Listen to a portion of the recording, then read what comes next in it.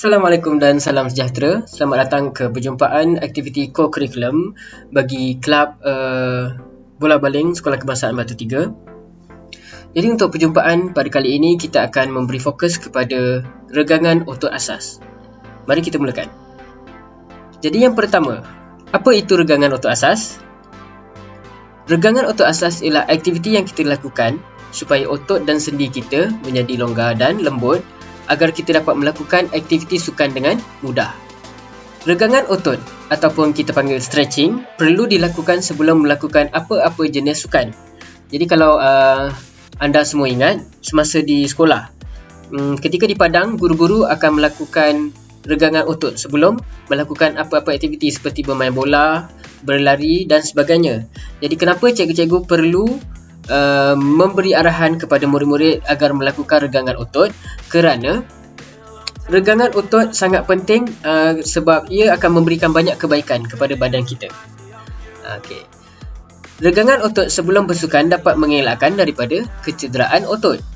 Kalau anda semua ingat, ketika di padang, kadang-kadang kita akan berasa sakit pada bahagian kaki jika kita tidak melakukan regangan otot sebelum melakukan larian. Hal ini kerana otot pada bahagian kaki, terutamanya pada bahagian betis dan peha, belum bersedia untuk melakukan aktiviti larian. Jadi, regangan otot akan melembutkan otot-otot pada bahagian kaki supaya kita boleh membuat larian dengan baik. Terdapat juga aktiviti regangan otot selepas sukan, iaitu cooling down. Jadi, apa kebaikan kita melakukan regangan otot? Antara kebaikan membuat regangan otot sebelum bersukan ialah meningkatkan suhu tubuh badan dan menjadikan kita lebih bersedia melakukan aktiviti. Okay, apabila badan kita sebelum melakukan regangan, badan kita sebenarnya dalam keadaan sejuk dan tidak bersedia untuk melakukan aktiviti. Jadi selepas membuat regangan otot, suhu badan kita akan meningkat dan kita akan bersedia untuk melakukan aktiviti. Kemudian kebaikan yang kedua ialah melancarkan aliran darah dan seterusnya menjadikan pergerakan sendi dan otot lebih tangkas. Okay, jadi apabila badan kita untuk bersukan, kita perlukan aliran darah yang baik ke seluruh tubuh badan kita. Jadi dengan regangan otot, darah akan dapat mengalir ke seluruh tubuh badan kita dengan baik dan kita akan dapat bergerak dengan mudah. Kebaikan yang ketiga ialah mengurangkan risiko kecederaan ketika bersenam. Okay. Jadi sebelum kita bersukan, kita akan melakukan regangan otot supaya badan kita tidak cedera, terutamanya pada bahagian otot.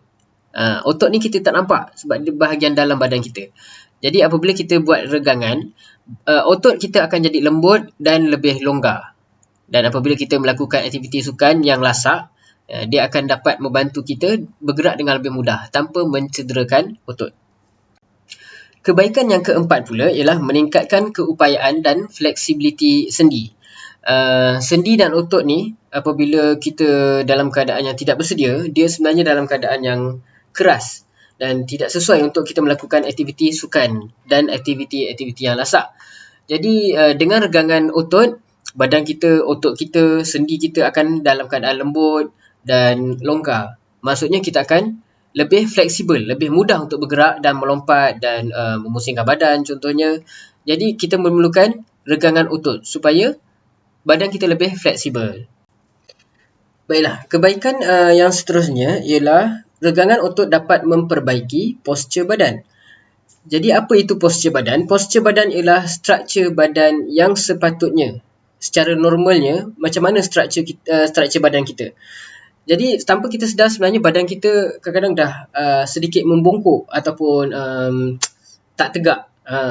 Jadi salah satu cara untuk memperbaiki postur tubuh ialah dengan membuat regangan otot.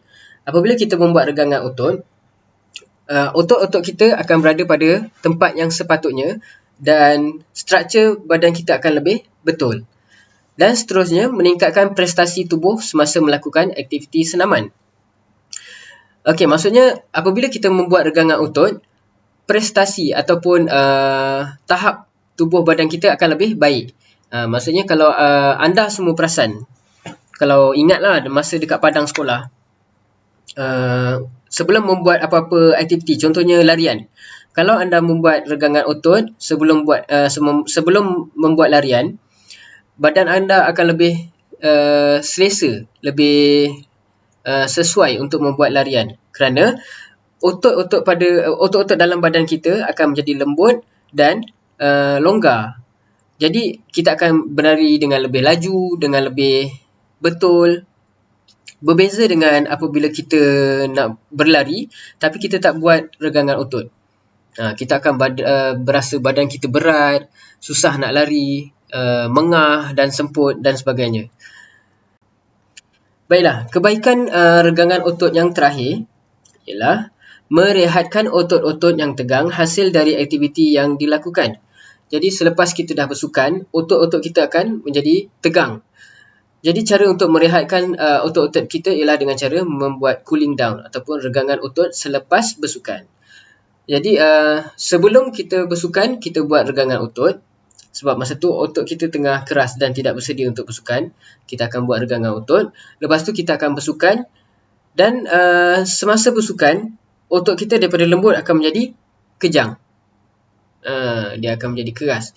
Jadi untuk mengelakkan kita daripada cedera, otot-otot kita koyak ataupun cedera, kita melakukan aktiviti cooling down. Itulah dia yang dinamakan cooling down. Okey, itu sahaja. Sekian, terima kasih.